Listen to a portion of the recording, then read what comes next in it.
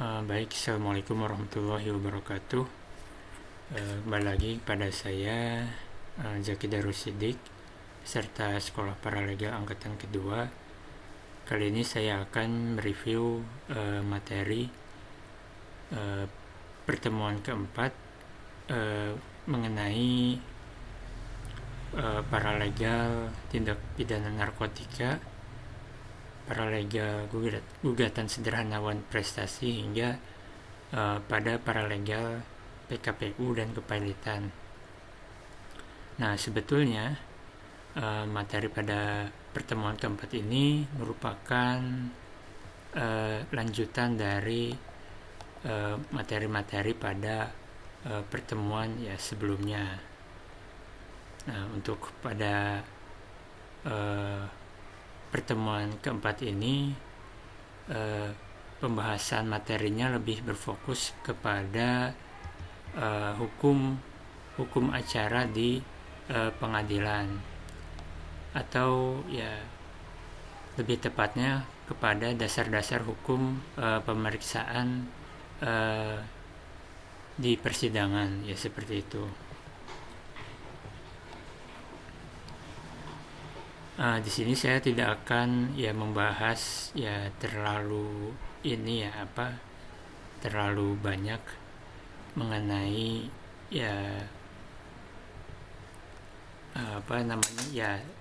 tahap-tahap agenda di persidangan. Saya akan membahas secara garis besarnya saja, atau menyampaikan substansi dari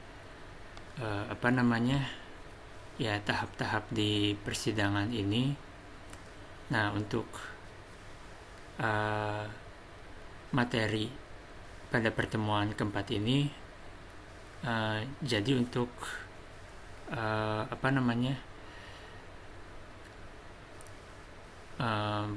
tahapan-tahapan persidangan ini atau agenda-agenda persidangan ini dibagi menjadi 3 bagian, yaitu tentang persidangan. Yang pertama tentang persidangan tindak pidana narkotika, lalu yang kedua tentang persidangan gugatan sederhana, gugatan perceraian Islam, gugatan TUN atau tata usaha negara, maupun gugatan perselisihan hubungan industrial. Dan yang ketiga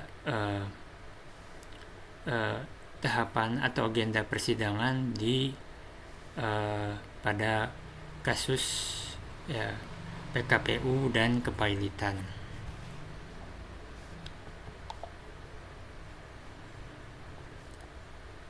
Nah, yang pertama untuk tahapan-tahapan persidangan di pada kasus tindak pidana narkotika diawali dengan sidang dinyatakan terbuka dan terbuka untuk umum. Lalu jaksa penuntut umum atau JPU diperintahkan untuk menghadapkan terdakwa ke depan persidangan dalam keadaan bebas. Maksudnya bebas di sini, jadi terdakwa ini dalam tidak keadaan terborgol seperti itu, baik itu tangannya maupun kakinya, serta jadi dalam keadaan bebas ini maksudnya terdakwa harus didampingi oleh seorang penasihat hukum atau yang disebut juga dengan advokat. Nah, lalu terdakwa ditanya identitas dan apakah sudah menerima salinan surat dakwaan. Nah, pada praktek atau kenyataan di lapangannya seringkali jaksa penuntut umum ini atau JPU sering berbuat curang dengan cara misalkan JPU ini memberikan surat dakwaan kepada tersangka ketika pada pas hari H ya sidang. Padahal menurut kitab undang-undang hukum acara pidana yang menjadi ya dasar hukum bagi ya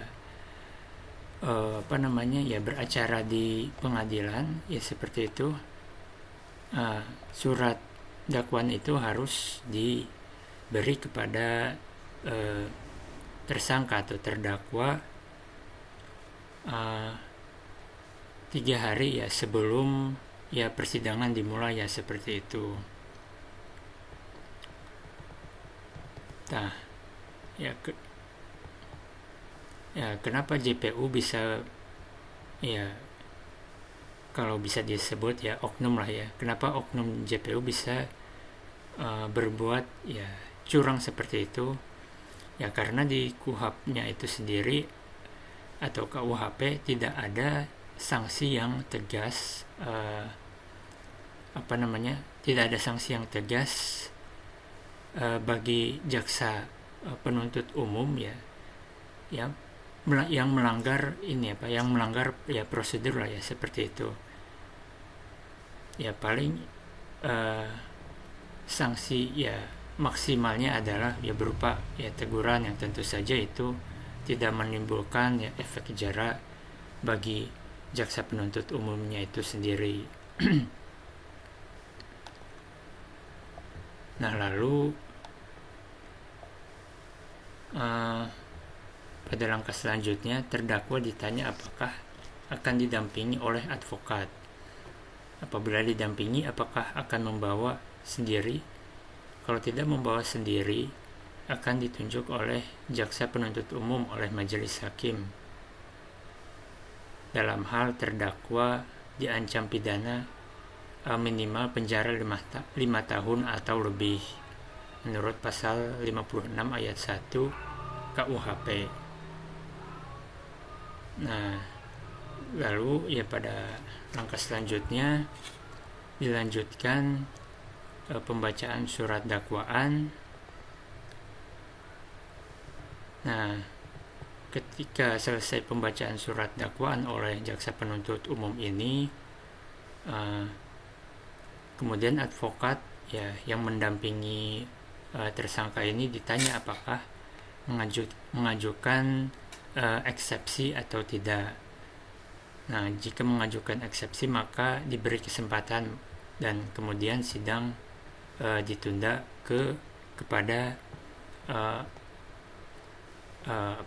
agenda ya persidangan selanjutnya pada tahap kedua.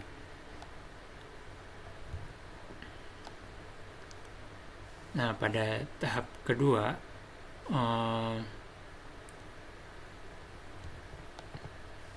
pada tahapan sidang kedua ini ya sidang eksepsi diajukan oleh terdakwa atau advokat. Nah, yang dimaksud dengan eksepsi ini adalah jadi ya surat ini penolakan dari advokat mengenai ya hal-hal yang menjadi ya dari tuntutan jaksa penuntut umum ini. Ya karena jadi ya setahu saya ya eksepsi ini ya penyebabnya ada 2. Yang pertama karena tersangka ini tidak didampingi oleh advokat, atau misalkan saja karena tidak didampingi oleh advokat maka JPU lah yang menunjuk ya advokatnya. Ya advokat ini bisa jadi ya teman dekat dari JPU itu sendiri, jadi ya bisa mungkin ya ada peluang untuk ya kong kali kong lah ya seperti itu.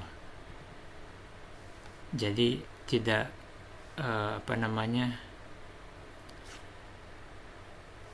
jadi bisa terjadi kedepannya itu ya terjadi peluang ya kecurangan ya seperti itu karena adanya kong kali kong tersebut. Nah, yang pertama itu tadi tidak didampingi oleh advokat ya tersangkanya. Lalu yang kedua, penyebabnya itu bisa saja karena ya surat dakwaannya itu ya tidak lengkap ya maupun ya tidak cermat ya seperti itu. Nah, kemudian pada isi dari tuntutan eksepsi itu sendiri ya biasanya ya mohon maaf di sini ya saya membaca ya biasanya menjadi dari tuntutan eksepsi dari advokat itu ya pokok-pokoknya ya atau pada intinya adalah yang pertama ya tentunya advokat menuntut agar hakim di pengadilan menerima eksepsi dari penasihat hukum Fulan bin Fulan untuk seluruhnya, yang kemudian menyatakan surat dakwaan penuntut umum dengan nomor register perkara sekian ya batal demi hukum. Kemudian menetapkan pemeriksaan terhadap perkara terhadap terdakwa Fulan bin Fulan tidak dilanjutkan. Lalu membebaskan terdakwa dari segala dakwaan. Kemudian yang kelima ada memulihkan ya nama baik ya terdakwa ya baik dalam hal kemampuan, kedudukan, harkat serta martabatnya. Nah, kemudian menjadi ya tuntutan ya terakhir ya dari tuntutan eksepsi dari advokat ke majelis hakim itu yang terakhir adalah membebankan biaya perkara kepada negara.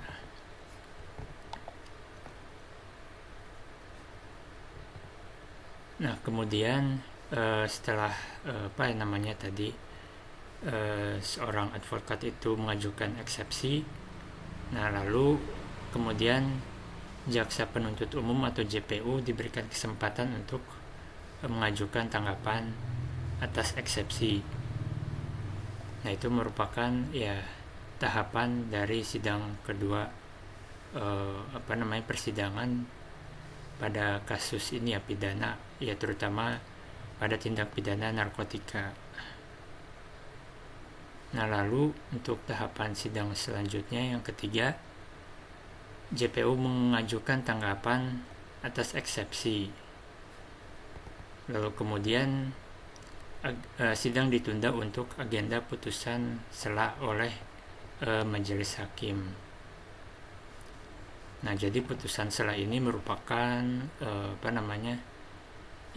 keputusan ya majelis hakim atas pembacaan eksepsi dari advokat tadi ya, dan juga hasil musyawarah ya hakim terhadap ya selain terhadap tadi pembacaan eksepsi dari advokat tadi ya juga merupakan ya tanggapan juga dari atas tanggapan jaksa penuntut umum terhadap ya advokat tadi yang membacakan eksepsi tadi. Nah, kemudian lanjut kepada agenda sidang keempat, pembacaan putusan sela oleh majelis hakim. Nah, jika eksepsi dikabulkan majelis hakim, sidang tidak dilanjutkan. Maka dari itu ya akibatnya jadi ya sidang ditutup ya seperti itu ya, tidak dilanjutkan ke agenda-agenda yang berikutnya.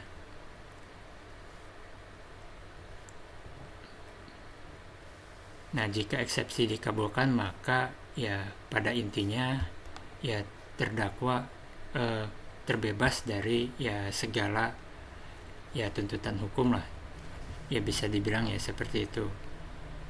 Nah, kemudian jika eksepsi tidak dikabulkan, maka sidang dilanjutkan ke agenda pembuktian. Nah, lalu untuk ya tahapan sidang yang kelima merupakan ya agenda pemeriksaan saksi-saksi diajukan oleh JPU, dimulai dari saksi pelapor dan saksi korban. Ya, korban dari ya tindak pidana narkotika tadi. Kemudian pemeriksaan saksi-saksi yang meringankan diajukan oleh terdakwa atau advokat.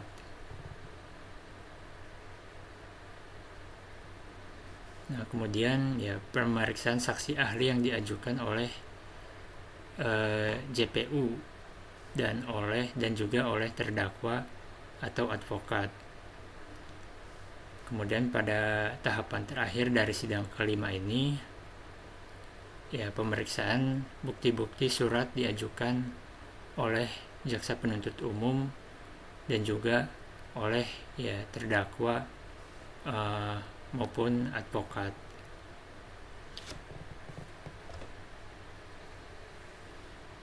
Nah, jadi pada tahapan sidang kelima ini merupakan ya inilah ya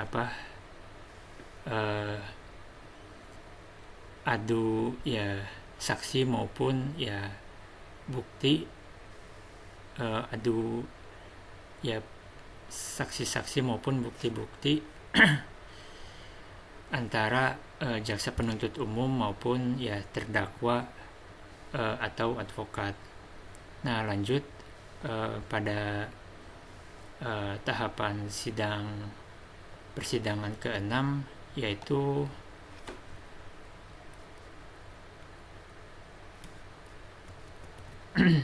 pembacaan surat tuntutan atau rekuisitor oleh jaksa penuntut umum. Nah, biasanya surat tuntutan ini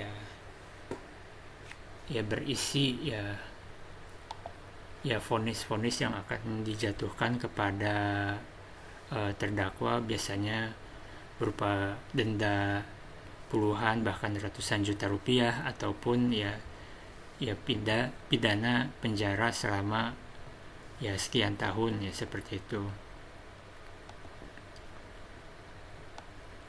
Kemudian pada tahapan sidang selanjutnya yang ketujuh merupakan ya agenda pembacaan ya pembelaan atau pledoi terdakwa oleh terdakwa dan juga advokat.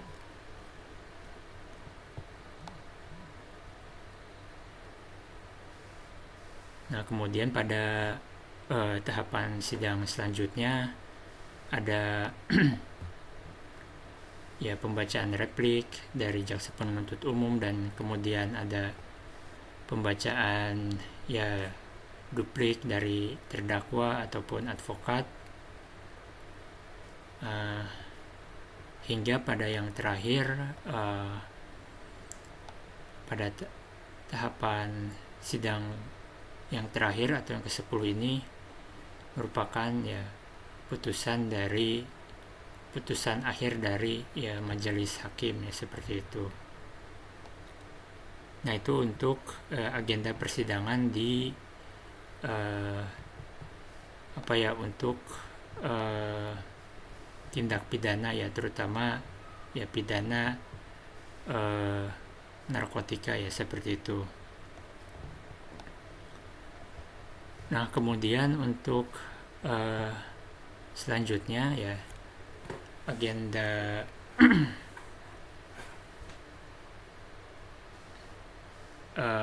pada agenda persidangan pada gugatan ya perdata ya terbagi menjadi dua bagian.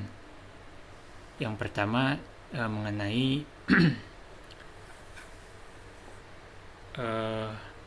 persidangan gugatan sederhana wan prestasi, gugatan perceraian Islam, lalu ada gugatan TUN atau tata usaha negara, lalu kemudian ada gugatan perselisihan hubungan kerja atau perselisihan hubungan industrial. Nah, yang mana pada ya perkara-perkara yang tadi saya sebutkan, bahwa gugatan-gugatan tersebut, ya perkara-perkara tersebut diajukan ke ya pengadilan negeri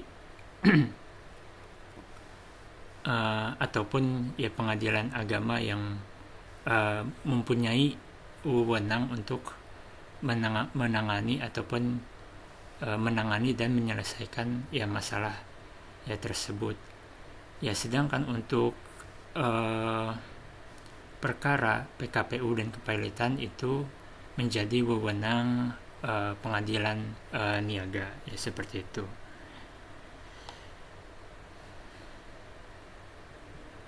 Nah, masuk kepada agenda atau tahapan sidang pertama. Untuk gugatan ya sederhana, untuk gugatan perceraian Islam, gugatan TUN maupun gugatan ya PHI ini kurang lebih ya sama saja ya dengan ya pengadilan yang lain. Yang pertama sidang dinyatakan dibuka dan terbuka untuk umum. Ya, lalu para pihak baik penggugat dan tergugat diperintahkan memasuki ruang sidang. Kemudian para pihak diperiksa identitas dan surat kuasa serta surat izin ya praktik advokat. Nah, menariknya di sini bahwa ya paralegal ya tidak diperkenankan ya untuk mewakili klien di persidangan ya, kecuali ada instruksi ya khusus dari ya advokat sebagai atasannya, dan dibuktikan dengan surat kuasa dari ya advokat terhadap paralegal tersebut. Itu jadi gimana kebijakan dari ya majelis hakim itu tersebut ya. Jadi apakah klien atau terdakwa atau ya bukan terdakwa ya, klien atau penggugat maupun tergugat boleh ditemani oleh seorang paralegal ataupun tidak, itu ya tergantung dari kebijakan majelis hakim. Jika boleh ya tentunya pasti ditanyakan ya surat kuasanya, adapun ya boleh dengan syarat didampingi juga oleh ya advokatnya, ya seperti itu.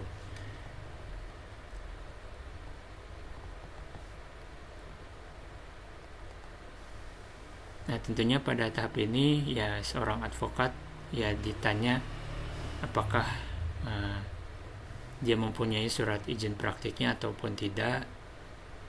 Ya, kalaupun tidak, tentu saja ya tidak boleh ya menemani klien di persidangan, dan tentu saja bisa diancam ya pidana, karena ya mungkin saja memakai bukan memakai, jadi semacam ya praktik ilegal ya seperti itu. Tentunya ya surat izin praktik ini ya tentu saja ya penting ya bagi seorang advokat untuk menemani klien di persidangan. Nah, untuk perkara gugatan sederhana bisa selesai dalam jangka waktu 25 hari kerja. Nah, adapun untuk ya perkara gugatan sederhana pula ya maupun ini cerai ya, apabila kedua belah pihak lengkap, maka diberi kesempatan untuk menyelesaikan perkara dengan agenda perdamaian ataupun mediasi. Nah, untuk agenda mediasi ini merupakan jadi sudah ada peraturan Mahkamah Agung yang mengatur ya masalah tentang mediasi ini. Jadi sebelum kepada masuk ke agenda persidangan, ya para penggugat ya ataupun tergugat dipersilahkan untuk ya, kalau bahasa ininya ya, bahasa santainya ya, menyelesaikan dengan ya kepala dingin, ya seperti itu. Nah, adapun untuk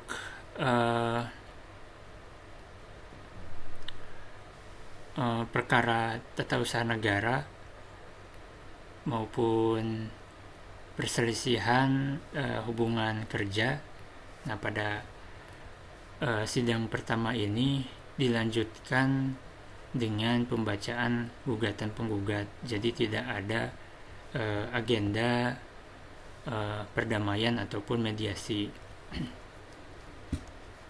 Oh ya, maaf, untuk agenda mediasi ini diatur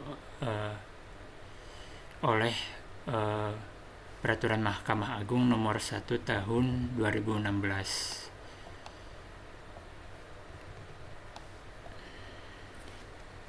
Nah, lanjut pada tahapan sidang kedua. Untuk perkara gugatan sederhana maupun cerai,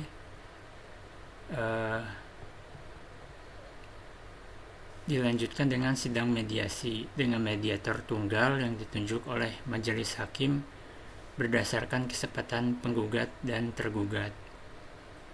Jika mediasi berhasil, maka dibuatlah akta perdamaian dan disahkan oleh majelis hakim. Nah, jika agenda mediasi ini berhasil, maka tidak dilanjutkan kepada ya sidang pokok perkara ya. Jadi perkara sudah dianggap ya selesai ya, seperti itu. Dan keputusan akta dari perdamaian ini merupakan keputusan yang ya berkekuatan hukum tetap atau inkrah. Nah, jika sidang mediasi tidak berhasil, maka sidang dilanjutkan pada sidang pokok perkara. Nah, adapun untuk perkara TUN maupun PHK atau PHI ini pada tahap sidang kedua, agenda persidangannya ya adalah pembacaan jawaban dari ya tergugat. Lanjut pada tahapan sidang ketiga, untuk perkara gugatan sederhana maupun cerai, sidang dilanjutkan dengan agenda pembacaan gugatan oleh penggugat. Ya, sedangkan untuk ya perkara TUN maupun ya PHK atau PHI ini, agenda sidang dilanjutkan pembacaan replik oleh ya tergugat. Jadi replik ini merupakan tanggapan dari penggugat atas ya jawaban tergugat ya, seperti itu. Nah, lalu kemudian ya lanjut pada agenda atau tahapan sidang keempat untuk perkara gugatan sederhana maupun perceraian. Nah, agenda dilanjutkan oleh pembacaan jawaban oleh tergugat.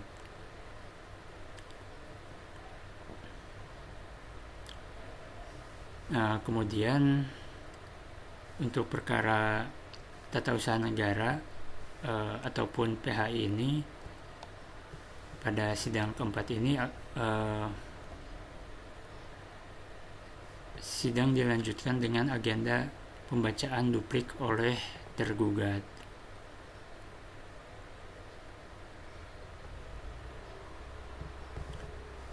Nah, lalu kemudian dilanjutkan pada tahapan sidang kelima untuk untuk perkara perceraian. Agenda sidang dilanjutkan oleh agenda pembacaan replik oleh penggugat. Ya, tadi sebelumnya ini pembacaan jawaban oleh tergugat. Lalu kemudian khusus untuk perkara gugatan sederhana, tata usaha negara maupun perselisihan hubungan industrial, pada tahapan kelima ini sidang dilanjutkan dengan agenda pembuktian surat maupun plus saksi ataupun saksi ahli jika ada oleh penggugat maupun tergugat.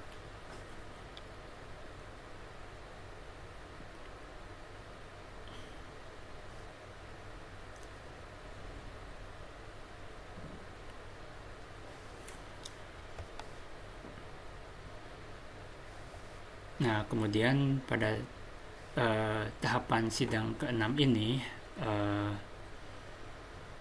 agenda sidang dilanjutkan dengan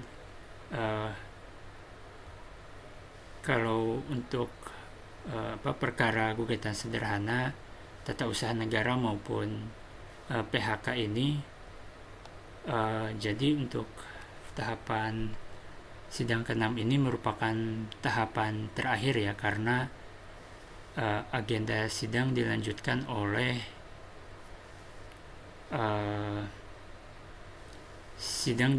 dengan agenda putusan dari majelis hakim setelah melalui beberapa tahapan tadi Sedangkan untuk perkara perceraian,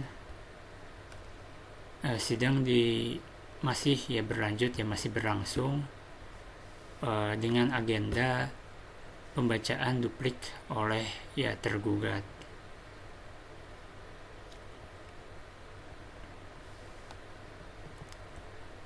Tadi untuk perkara gugatan sederhana maupun tata usaha negara dan juga PHI itu pada tahapan ke-6 itu sudah selesai karena merupakan tahapan terakhir. Nah, kemudian lanjut untuk tahapan sidang ke-7 bagi untuk perkara perceraian, sidang masih dilanjutkan dengan agenda pembuktian surat plus saksi plus ahli jika ada oleh penggugat maupun tergugat. Nah, pembuktian yang sepemahaman saya yang dulu pernah praktik lapangan di pengadilan agama ketika saya kuliah. Nah, untuk pembuktian alat-alat bukti pada perkara perceraian ini terutama di pengadilan agama ini ada 5 Yang pertama tentang alat bukti surat atau akta otentik, yang kedua saksi-saksi, yang ketiga merupakan persangkaan hakim, yang keempat adalah pengakuan dari penggugat ataupun tergugat, dan yang terakhir merupakan sumpah sumpah ini bisa lagi terbagi menjadi macam-macam. Ada sumpah deklaratoir, sumpah supletoir, dan masih macam-macam lah pokoknya. Itu merupakan alat bukti untuk gugatan ya perdata, terutama tentang ya perkara perceraian ini.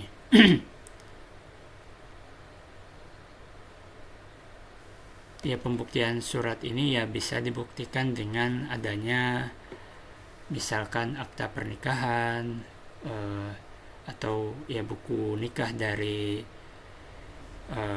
pihak yang bercerai ya, seperti itu.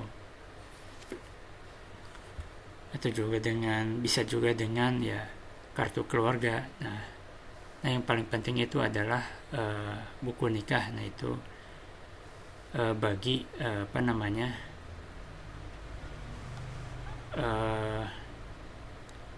suami istri yang hendak bercerai ya,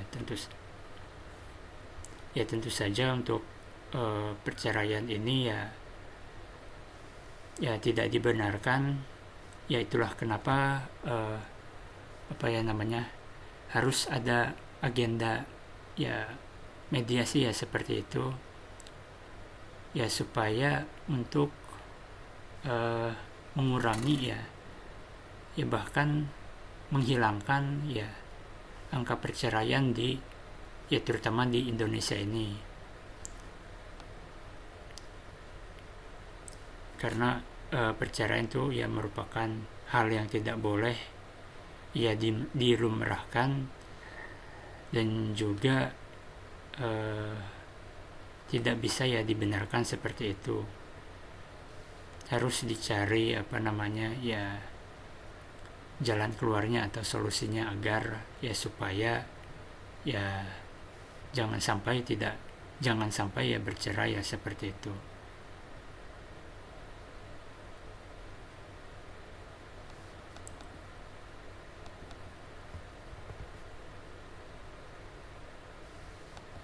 Nah, kemudian pada agenda ya sidang selanjutnya untuk perkara perceraian ini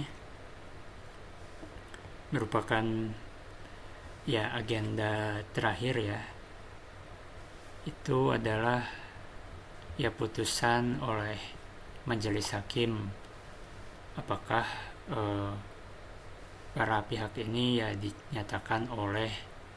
dinyatakan hakim resmi bercerai ataupun tidak, yaitu tergantung dari putusan majelis hakim. Ya tergantung dari ya alasan-alasan dari ini penggugat ya, seperti itu ya. Apakah alasan tersebut ya bisa dinyatakan ya logis ataupun tidak, yaitu ya masuk dalam ya pertimbangan hakim.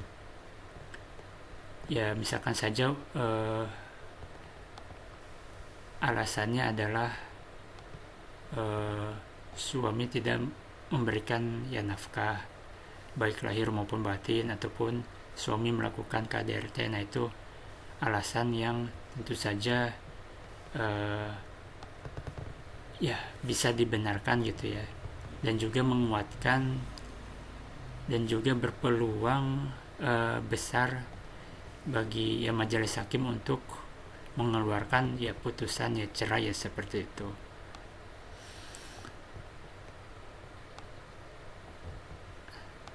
Nah itu tadi ya untuk agenda persidangan perdata untuk perkara gugatan sederhana, perceraian, perkara tata usaha negara, maupun perkara perselisihan hubungan industrial. Nah lanjut yang terakhir untuk tahapan persidangan pada perkara PKPU, permohonan PKPU dan kepailitan. Untuk sidang pertama ini ya hampir sama dengan agenda-agenda persidangan di pengadilan lain. Pada tahapan pertama tadi ya, yang pertama sidang dinyatakan dibuka dan terbuka untuk umum. Lalu para pihak pemohon dan termohon diperintahkan memasuki ruang sidang. Lalu juga advokat diminta untuk menunjukkan surat izin praktiknya dan juga diperiksa identitasnya. Ketika kedua belah pihak, ya baik pemohon maupun termohon ini sudah lengkap, diberi kesempatan untuk membaca surat permohonan PKPU atau pilot. Bisa dari tadi ya kreditor ya maupun debitor. Lalu termohon diberikan kesempatan untuk mengajukan jawaban dan sidang dinyatakan ditunda. Pada tahap selanjutnya, sidang kedua, termohon mengajukan ya jawaban terhadap apa yang menjadi merupakan jawaban dari permohonan PKPU atau pilot dari pemohon ini. Nah, itu sidang pada tahapan persidangan yang kedua. Kemudian lanjut untuk tahapan berikutnya, ya sidang ketiga untuk perkara permohonan PKPU dan kepilotan ini merupakan agenda sidang, yakni pembuktian ya surat-surat atau akta otentik, kemudian pembuktian berupa saksi plus ahli jika ada oleh pemohon, ya baik oleh pemohon maupun ya termohon. Nah, surat-surat atau akta otentik ini ya bisa berupa ya surat perjanjian utang piutang antara kreditur dengan ya debitur, bisa juga ya surat sertifikat hak milik tanah oleh ya kepunyaan ya debitur, ataupun misalkan BPKB kendaraan debitur. Nah, yang itu akan menjadi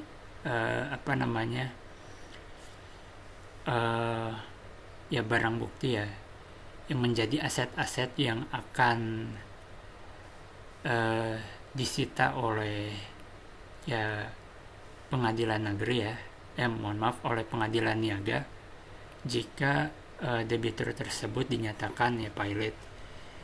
Itu ya menurut pemahaman saya saja ya mohon koreksi jika salah, jika ada kesalahan.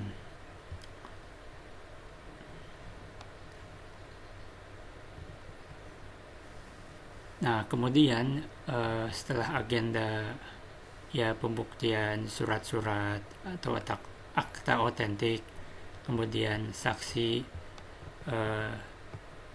maupun maupun ahli ya. Nah, kemudian agenda sidang terakhir atau pada tahapan keempat ini ya merupakan tahapan persidangan terakhir. Sidang dilanjutkan oleh agenda putusan majelis hakim yang menyatakan bahwa debitur ini dinyatakan pilot ataupun masih diberi kesempatan dengan adanya ya PKPU atau penundaan kewajiban pembayaran utang ya, seperti itu. Nah, untuk tahapan persidangan perkara kepailitan dan permohonan PKPU dinyatakan selesai. Nah, itu tadi ya kenapa flashback kepada materi pertemuan sebelumnya tentang dasar-dasar PKPU dan kepailitan ya. Mengapa ya untuk perkara permohonan PKPU dan kepilitan ini ya begitu ya singkat ya tahapan persidangannya, karena ya tidak ada agenda ya pembacaan gugatan pembacaan gugatan oleh penggugat maupun tergugat, pembacaan ya permohonan oleh penggugat maupun tergugat, ya tidak ada agenda ya replik dan duplik dari pemohon maupun termohon. Oleh karenanya ya kenapa untuk perkara PKPU dan kepilitan ini dilaksanakan dalam ya waktu yang singkat ya, namun juga ya efisien ya, seperti itu.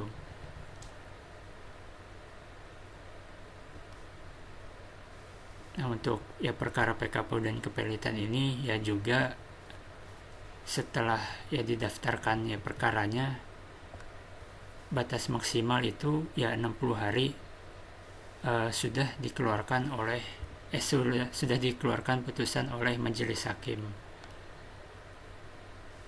Ya itulah mengapa untuk perkara PKPU dan kepilitan ini ya tidak memakan waktu yang lama dan juga tidak ya mengeluarkan ya biaya perkara yang begitu banyak ya seperti itu.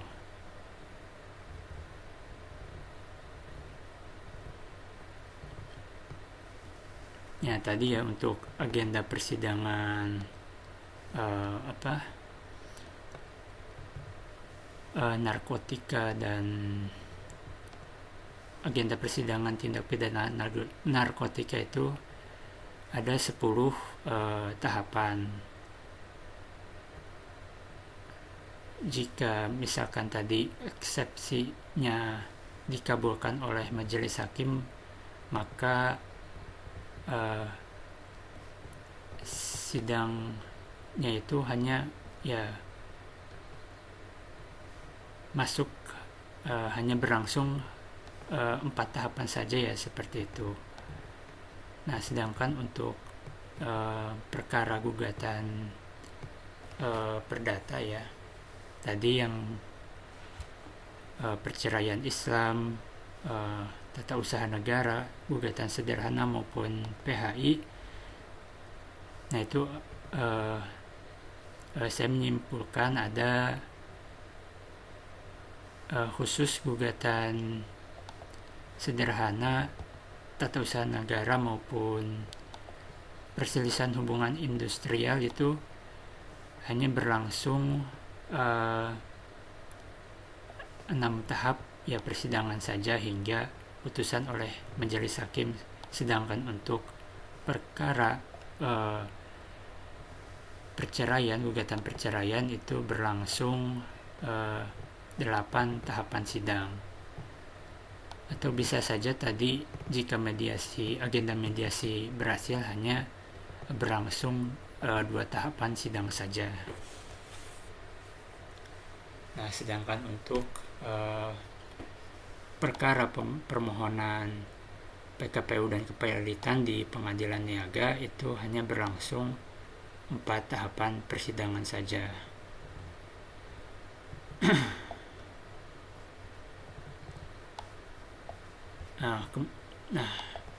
Kemudian di sini ya saya akan menyampaikan ya pemahaman saya terhadap ya 2 jenis ya. Di sini ada 2 jenis ya paralegal ya. Yang pertama itu adalah paralegal mandiri, dia membuka ya kantornya secara ya mandiri ya atau independen. Nah, yang kedua ada paralegal yang bekerja di bawah advokat. Nah, untuk paralegal yang membuka ya kantornya sendiri ya tentunya dia bekerja secara independen atau mandiri tanpa adanya intervensi ya ataupun pengawasan dari advokat. Nah, sedangkan untuk paralegal yang bekerja di bawah advokat tentunya dia harus ya patuh terhadap selain patuh terhadap ya instruksi atau perintah dari advokat yang menjadi atasannya, ya tentunya dia bekerja di bawah ya perintah maupun instruksi dari advokat yang menjadi atasannya itu sendiri. Nah, jika tidak ada instruksi ataupun perintah dari ya atasannya, ya jangan melakukan ya pekerjaan tersebut gitu. Ya seperti itu. Ya sedangkan ya persamaannya itu ya baik paralegal yang membuka kantornya secara mandiri maupun paralegal yang bekerja di bawah advokat, dia tidak boleh yang memberikan nasihat hukum dan juga tidak boleh mewakili klien ataupun terdakwa di pengadilan yang tadi sudah ya saya sebutkan di awal ya, kecuali jika majelis hakim yang memperbolehkan paralegal ya menemani atau mewakili klien di ataupun tersangka di persidangan. Yaitu tadi ya tergantung dari kebijakan dari majelis hakim.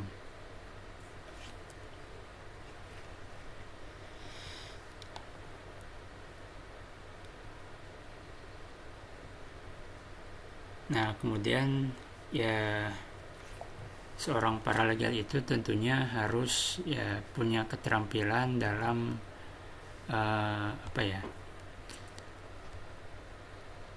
dalam ya administratif maupun teknis, seperti membuat ya surat kuasa, surat tadi ya pembelaan ataupun pledo ya disebutnya, juga ya surat somasi ataupun surat peringatan dan lain-lainnya ya, yang dimana tentunya dia akan membantu advokat ya sebagai atasannya dalam persiapan kasus ya, dan juga ya penelitian hukum. Ya begitu juga dengan ya apabila paralegal tersebut membuka kantornya secara mandiri, maka dia harus mempunyai ya keterampilan ya administratif maupun ya teknis ya tersebut.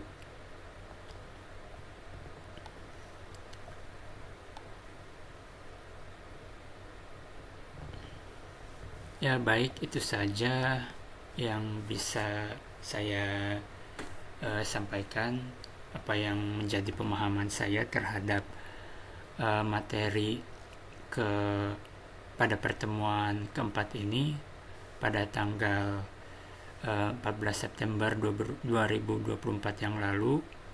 Ya mohon maaf atas segala kekurangan, baik itu dari pengucapan pembahasan materi yang kurang lengkap ataupun cara penyampaian saya yang masih ya begitu kaku ya, seperti itu ya. Mohon maaf yang sebesar-besarnya ya. Akhir kata ya, wassalamualaikum warahmatullahi wabarakatuh. Ya, salam keadilan.